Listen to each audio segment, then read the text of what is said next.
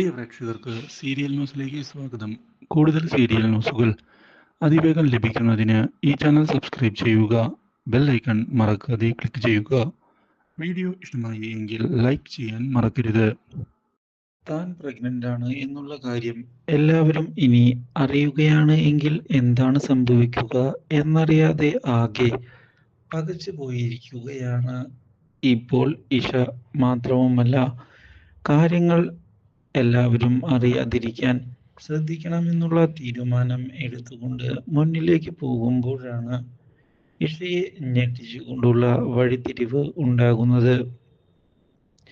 ഇഷയുടെ വയറ്റിൽ അഭിഷേകിന്റെ കുഞ്ഞാണ് വളരുന്നത് എന്നുള്ള കാര്യം അറിയാൻ ഇടയായിരിക്കുകയാണ് ദേവബാല.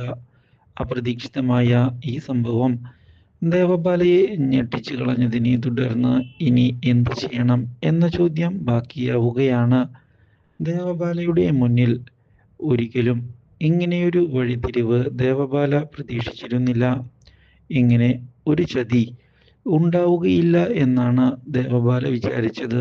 ഇതോടെ അഭിഷേകിനെ ചെന്ന് കണ്ട് കാര്യങ്ങൾ സംസാരിക്കുന്നതിന് തീരുമാനം എടുത്തുകൊണ്ട് മുന്നിലേക്ക് വരുന്ന ദേവബാല, നീ എന്നെ ചതിക്കുകയായിരുന്നു അല്ലേടാ എന്ന് ചോദിക്കുന്നു. അതെ, ഞാൻ നിന്നെ ചതിക്കുകയായിരുന്നു. എന്താ, നീ മറ്റൊരു പെൺകുട്ടിയുമായി സുഖിച്ച് ജീവിക്കാമെന്ന് കരുതേണ്ട എന്ന് വ്യക്തമാക്കുന്ന ദേവബാല, നിന്നെ ചതിച്ചതിനെ ഞാൻ തിരിച്ചടിക്കുക തന്നെ ചെയ്യും എന്ന് പറയുകയാണ്. ഇതോടെ നീ ഒന്നും തന്നെ ചെയ്യാൻ പോകുന്നില്ല, അത് ഉറപ്പു തന്നെയാണ്. എനിക്ക് ആ കാര്യത്തിൽ യാതൊരു വിഷമവുമില്ല.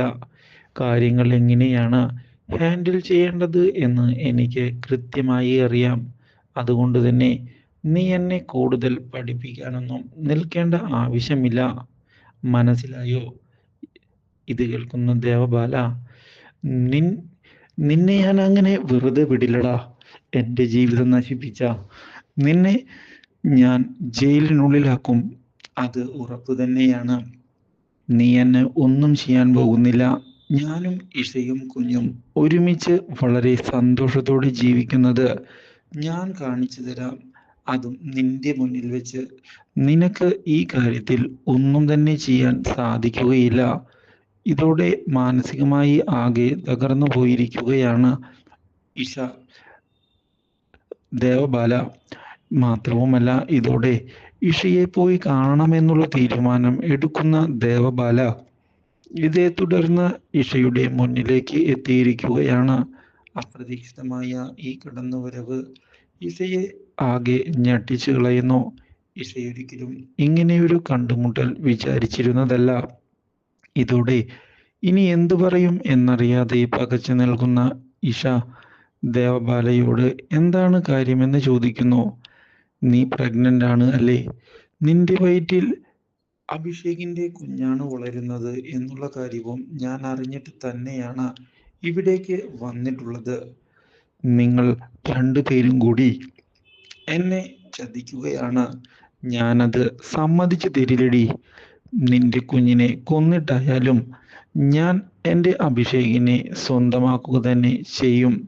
ഇത് കേൾക്കുന്ന ഇഷ, ഇതൊന്നും ഞങ്ങൾ പ്ലാൻ ചെയ്ത് നടത്തിയ കാര്യമല്ല, ഇങ്ങനെയൊക്കെ സംഭവിച്ചു പോയി എന്നതാണ് സത്യം. അതിൽ ഞങ്ങൾക്ക് വളരെയധികം ഖേദമുണ്ട് എന്നും, പക്ഷേ ഇനി ഈ കാര്യത്തിൽ ഒന്നും തന്നെ ചെയ്യാൻ സാധിക്കുകയില്ല എന്നും എനിക്കറിയാം. മാത്രവുമല്ല, ഈ കുഞ്ഞിനെ ഞാൻ പ്രസവിക്കുക തന്നെ ചെയ്യും. ഇത് എൻ്റെ കുഞ്ഞായി വളരും. നിങ്ങളുടെ ജീവിതം തകർക്കാൻ എനിക്ക് യാതൊരു ഉദ്ദേശവുമില്ല എന്നത് തന്നെയാണ് സത്യം. അതുകൊണ്ട് തന്നെ യാതൊരു വിധത്തിലും ദേവബാധ പേടിക്കേണ്ടതില്ല. ഞാൻ അവകാശങ്ങൾ ഉന്നയിച്ചുകൊണ്ട് ആരുടെയും അടുത്തേക്ക് വരികയില്ല എന്നുള്ള ഉറപ്പ് നൽകുകയാണ്. എനിക്കും എൻ്റെ കുഞ്ഞിനും ജീവിക്കാനുള്ളത് എങ്ങനെയാണ് കണ്ടെത്തേണ്ടത് എന്ന് എനിക്ക് കൃത്യമായി അറിയാം. അതുകൊണ്ട് തന്നെ ദേവബാല ഈ കാര്യത്തിൽ ആലോചിച്ച് ഭയപ്പെടേണ്ടതില്ല.